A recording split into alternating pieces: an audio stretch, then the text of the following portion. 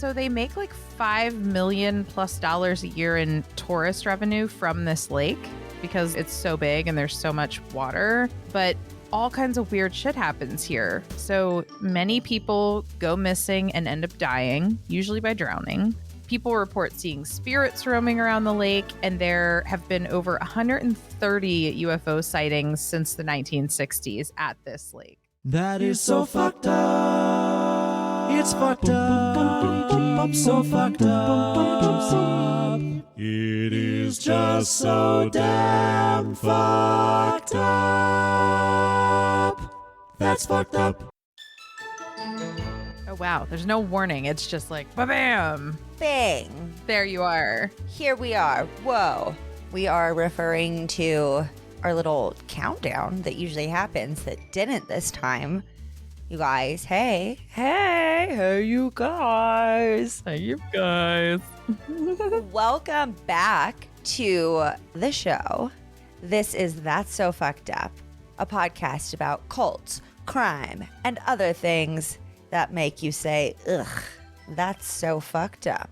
I forgot to say a comedy podcast. Shit. Whatever. We're still working out the kinks, right? Right. But it will be comedic if you've ever met us. It'll be great. We are your hosts of that show. I'm Ashley Love Richards. And I'm Fallon Maury. I really want a cool middle name. God, like Fallon the Spider Maury. Yeah, sorry. Oh well. It's a family name. Yeah, my family name is Fallon Newton Maury. So like it's not as cool. Big Newton. Uh-huh. So what are we talking about today? Today we're talking about Lake-Lanier. I hope I say it right because I hope it's not Lanier or something. Where is this place? It's in north central Georgia. It's an enormous lake. It's 26 miles long and it brings the state in a lot of tourist business, but it also is famous for tragic deaths, hauntings, and UFO sightings. Oh, I have no idea what's going to happen today. I'm excited. Me neither. No, I'm just kidding. We're both in for a surprise. Buckle in. We're just going to do it. Ready? I'm so ready. So if you would have like a list of kind of fucked up places or fucked up things happen, this might be maybe on the short nomination list. It's a man-made lake, so it's not a naturally occurring lake. It was part of a project approved by the U.S. government in 1946 to help grow the waterways across the country, back when I guess they still did stuff like that. So the government approved $45 million, and the Army Corps of Engineers built the Buford Dam in the Chattahoochee River, which I love that name. Me too. And also the lake. And the goal was originally it was going to be used as a hydroelectric power source for Atlanta, which was nearby and needed a lot of extra drinking water because there were people just coming in and living in the area. It was going to provide water for like 800,000 people. It was going to be for recreation and drinking? I guess so. That's what I found. They probably take some of it and like process it for drinking. People weren't like filling their pitchers up in it and running tubes back to their houses. Never know. Why do I get all the weird place ones? Silent Hill and now... I did Skidmore though. That's true. I don't know why that's happened. We've just like randomly been picking fucking weird places in the United States to talk about. I think that's fun, like every once and again. Well, we are, here in the good old US of A. So might as well shout out the weird places once in a while. Shout out Clown Motel in Tonopah, Nevada. Okay? What the fuck? Which you visited recently. I did. But you didn't sleep overnight. No, I don't think I would, even if they had room available, which they did not. I feel like that's something I'd see on an episode of CSI where the couple's like, oh, we didn't think anything of it. It seemed like a great joke. It was so kitschy. And then we got murdered. Yeah, no thanks. So this lake was started in 1950 and finished in 1956. And it feeds into rivers that flow through Georgia, Alabama, and Florida. It starts off with sort of like a fucked up backstory. To complete building, the government had to move 250 families, 20 cemeteries, 15 businesses, and 6 churches to make room for the lake. They also just moved on in and took over 50,000 acres of people's farmlands. Well, that doesn't seem very cool. Yeah, and it's not like for all of them, they picked them up and moved them over. They left entire buildings, trees, and like an entire town under the water of the lake. Ooh, creepy. Yeah. Even today, there is still a town underneath the lake. That sounds like it would be so scary to go to. A ghost town in a lake. I know.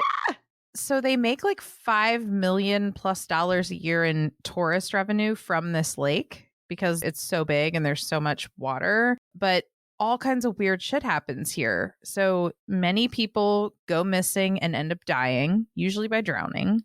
People report seeing spirits roaming around the lake, and there have been over 130 UFO sightings since the 1960s at this lake or around the lake. Ooh, spooky shit. So let's talk about the town that was abandoned for the lake.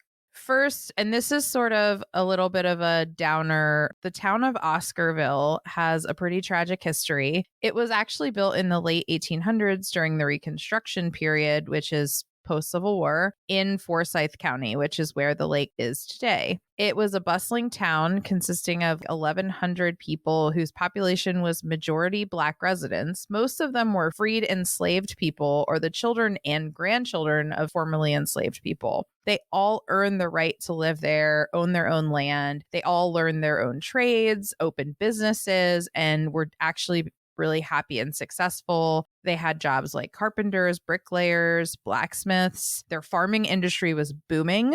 This town had miraculous growth in the town despite the rest of the state industry like completely struggling. So basically, after the original residents fled from the town, white people came from nearby towns and just picked up where the people who were pushed out of this town were and took over. Wait, hold on. Why did they flee the town?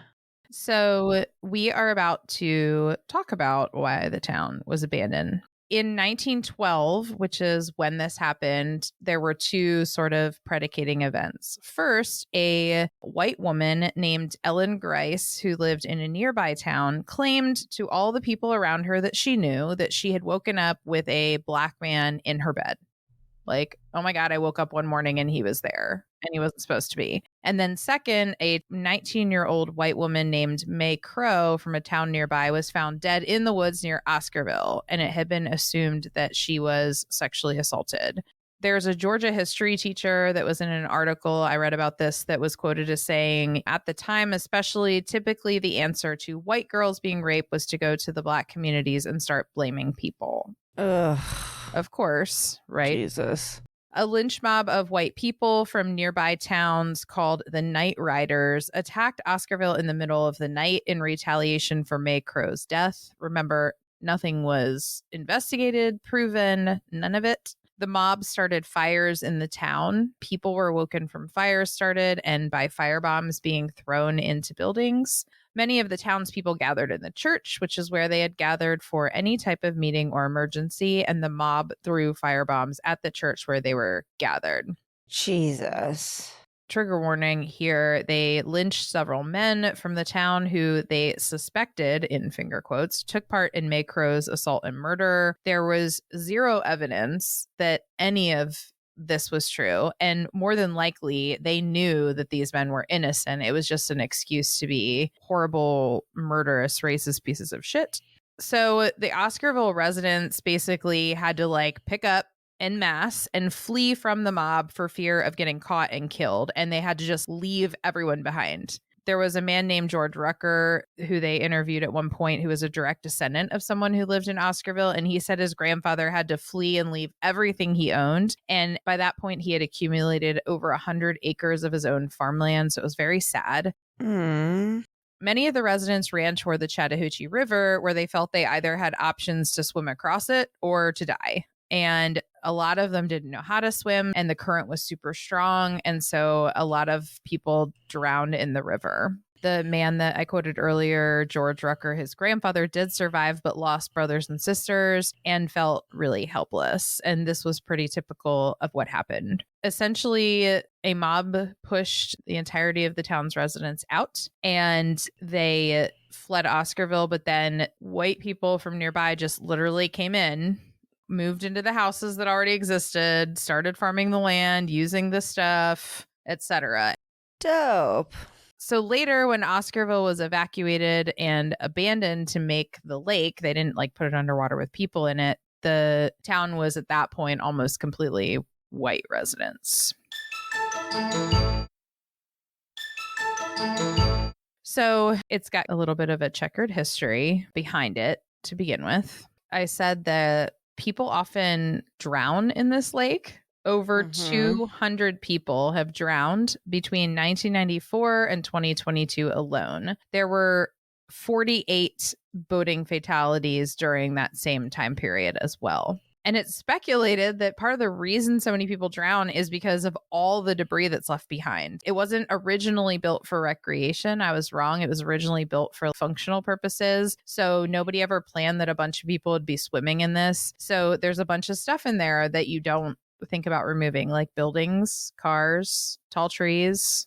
And so people who are like swimming or who are boating get caught in stuff that you wouldn't expect to be under the lake, like a bumper of a car or a top of a tall pine tree or, oh my gosh, that's not good. Yeah. Parts of the lake are 150 feet deep, but when there are 60-foot tall trees that are potentially near the surface at points that are more shallow, somebody could get caught in it. Yeah. People actually began swimming in the lake in the 1950s and 60s before the lake was ever completed. So they were like, you're building this lake for what? Drinking water? Great. We're just going to swim here. And then it just sort of caught on and now everyone swims there. I wouldn't swim there. No, that's what I'm saying. I think you have to pick a lane. It has to be drinking water or recreation water. It can't be both. So kind of confused as to the decisions that are being made here. Yeah. By the water drinking residents. I mean, the whole place sounds awful, like awful history and awful current badness. So when someone does happen to drown in the lake, the chaotic environment under the water makes it really hard for any agency to dredge for bodies. The depths are also really unpredictable. There was a source that said you could be standing in waist deep water 1 minute, take one step and drop 30 feet. That's a no for me, dog. Yeah. If I can't see the bottom and I reach my foot out and just feel abyss. Yeah. I'm back to shore. Thank you very much. Mm-mm. So I actually put these notes together probably a month ago, but 8 people alone drowned in the lake in 2023, which is a lot of people for one small area. Can you imagine if an amusement park had stats like that? Like, it's okay. Busch Gardens is totally safe because only 8 people die here every year. Like, nobody would go. Dude, did you listen to the episode about Action Park? I mean, that's old as shit, but their safety stats were also not great. I think that was like the second episode of the podcast I ever listened to. Oh, fun. And then I went back that night and made my husband watch the documentary because I was like, oh my God, I heard about this on this new podcast I'm listening to. It's so funny. You guys, there's a documentary on Max called Action Park. Gotta watch it. So good. Highly recommend. When you see the picture of that slide and they're like, you were getting scraped up from all of the people's teeth that were stuck in it. There you go. And if you guys are like, what? Yeah, you got to go watch. Mic drop. Many people believe that the lake is actually haunted. I would say most people probably believe that because over 700 people have died in the lake since it was created, there's probably there's some room for ghosts. If you're a ghost believer. I am. I just don't usually think about like mer ghosts. Merg. Oh. You know, like mer people, mermaids and mermen who are also ghosts. Merman pop. You know, like, are the ghosts swimming or I don't know, like, what is an underwater ghost all about? Or maybe they're just like people walking around on top of the lake. I don't know. That's weird too. There is one popular story called The Lady of the Lake, not like the Arthurian legend, if you're familiar with that. But in 1958, two women named Susie Roberts and Delia Mae Parker Young veered off the road, and their car went into the lake and vanished. At least they assumed that it probably got lost in the lake. It was a few years later, a fisherman found one of their bodies, and the other was found in the submerged car during construction work that happened in 1990. So like almost 30 years later. The first lady they found, they dubbed her the Lady of the Lake. But since then, people have reported seeing a woman in a blue dress wandering around near the lake, and she looks very lost and also missing her hands. I don't know why. Do you know if anybody has ever dove down to the town? I don't know, because they say that it's really hard for them to even like use boats or dredging equipment because there's so much crap under the water. So I don't know if anyone's dove underneath to map out where the town is. Right. Like cartography, but haunted and underwater. Yeah. Cool. That's what I want to do. I don't, though. That sounds so scary. Ooh, maybe that's a new mission for Martin. Scuba diving to an underwater town. God. How cool would that be? I wouldn't like that. I'd be like, you know what? You take a pass on that. Let's send somebody else Yeah. who wants to go. And then I won't feel bad if they get haunted underwater. I can't take responsibility, in this hypothetical situation. Fallon. Yeah. Another common sighting is a man sitting on a raft with a pole, and he's using it to pull himself across the lake. And so, of course, that would be impossible with having various depths. Like he'd either have to be using like a 150-foot long pole or like a 30-foot long pole. It's still pretty long. 30-foot long pole is taller than my house. That's what she said. Hey. What's What's going on? That's what she's saying. That you got to use a really long pole. Yeah. Okay. Come on, Fallon. Don't be a prude. Well, just our last episode, I was talking about dildos, and you're like, come on, Fallon. It's not always about dildos. I'm like, but sometimes it is. You know what? It's about what I want it to be when I want it to be about that. You're so authoritarian. Yeah. Sometimes people report creepy sounds coming from under the water. There are, and this is the grossest one, there are still something like 20 gravestones with graves that are buried at the bottom of the lake, and many speculate that this is probably the source of the hauntings. Duh, have you not seen fucking Poltergeist? You moved the graves, but you didn't move the bodies. Everybody knows that, Although, when was this lake built? Because maybe it was before Poltergeist and they didn't know. 1950. Yeah, they didn't know yet. They didn't know. It was 1950. And it was probably on like the fucking graves of the enslaved people. Bad juju. Yeah. All kinds of stuff. Well, probably, most likely, it would be maybe some of the residents since, but there are probably people from the original inhabitants of the town had buried their loved ones there. No, you don't build recreational fun spots on top of multiple cemeteries, you guys. Come on. It's a recipe for disaster. Use your ghost knowledge. What is happening, What's the deal with Lake-lanier? This lake is kind of like a mixed bag. It's like somebody did a story prompt that was like, include ghosts, towns, fire, large fish, and talk about a lake. It's like a Mad Lib. There is an urban legend about Lake-lanier that talks about a catfish in the lake that is as large as a VW bug, weighing a couple 100 pounds. You know what? That's not... I don't not believe that. Like, fish get super big. What, a couple 100 pounds, they say this fish is? Yeah, it's a catfish that's a couple 100 pounds. I don't think catfish can get to be a couple 100 pounds. Dude. It's as big as a VW bug, like not a VW bus, a VW bug, like the old style. You want to hear this? What? The Mekong giant catfish can become 600 plus pounds, Fallon. So where does the Mekong giant catfish typically live? Not in Georgia. In Asia, in the Mekong River. Hold on. The blue catfish can get up to 130 pounds. That's in the United States. Well, the big one has to live in a river. Okay, so he's swimming against current. He's beefy. He's putting on muscle. I mean, a VW bus. Oh, man. No. Bug, not a bus. Whatever. Maybe. It's a maybe for me. But according to sources that professionally fish for catfish in the lake, the largest ones can weigh in at just over 50 pounds. So still a pretty sizable fish. The largest ones can weigh 130 pounds. Fallon, I told you that. I'm talking about in Lake Lanier. Listen, I know about fishing all over this country. It's a weird flex. I've fished every lake in this town.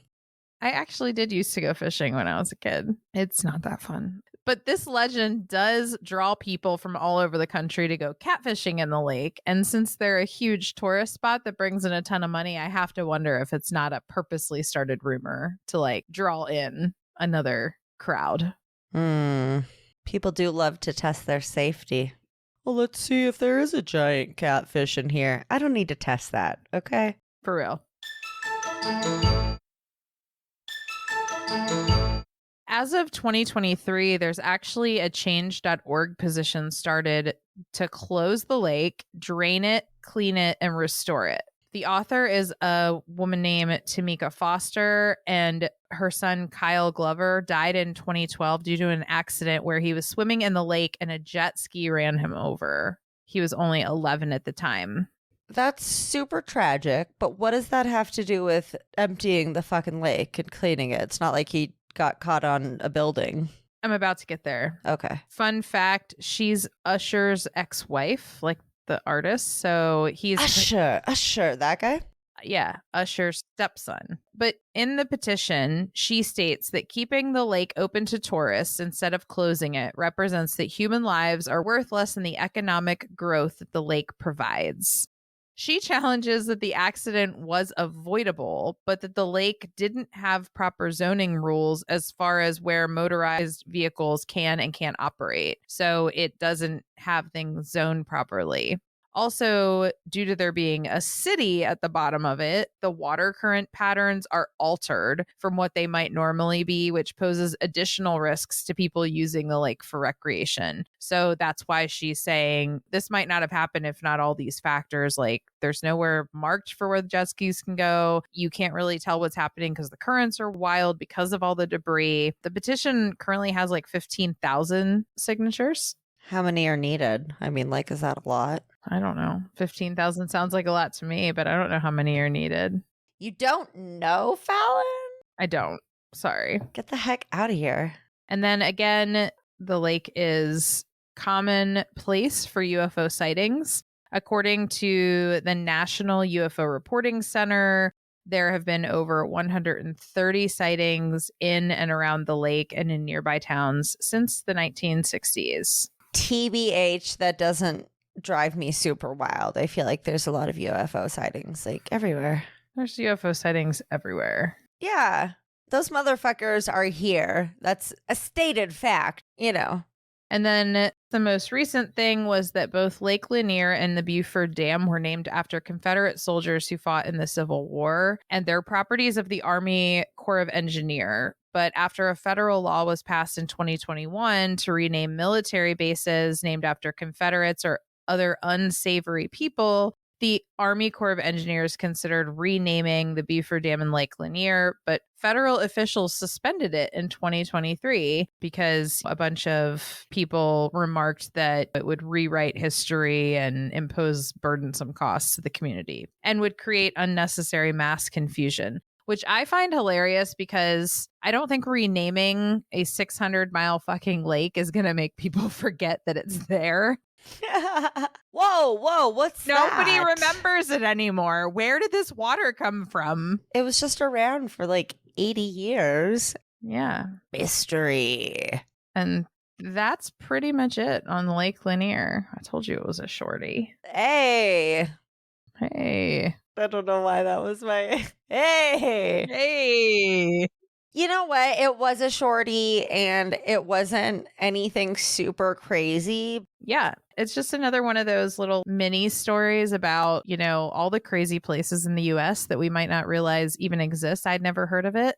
Sort of like a lot of people never heard of, Centralia, aka Silent Hill. Or Skidmore.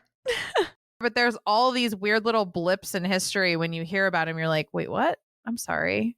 Like, there's another whole town in New York where they buried chemical waste for years. The way that you say buried cracks me up because I swear it's buried, but you say buried. I don't know what to do with myself about it, to be honest. But in any case, you can have the next American Wild Country. Well, we'll probably take a little break from them for a while now that we've done a few. We've done some exploring. But, we just have had, oh boy, Oh boy, here we are back to this. We were doing this yesterday. Lots of heavy stuff lately. So let's take a little break. I agree. I don't know why we talk like this. I don't know. It just, I'm tired and it's been a lot. And, it's actually probably because I've been watching Fargo. There it is. That is 100% why, now that I think about it. We've been talking about a lot of like pretty wild social psych experiments that have gone on in the last several decades. And it's good to take a nice lighthearted break to talk about burying people's towns underwater. Yeah, well, that was real as fuck. And real fucked up.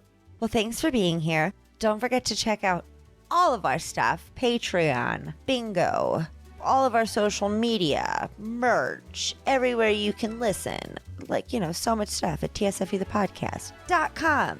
Okay, guys, we love you, and we will see you soon. So soon.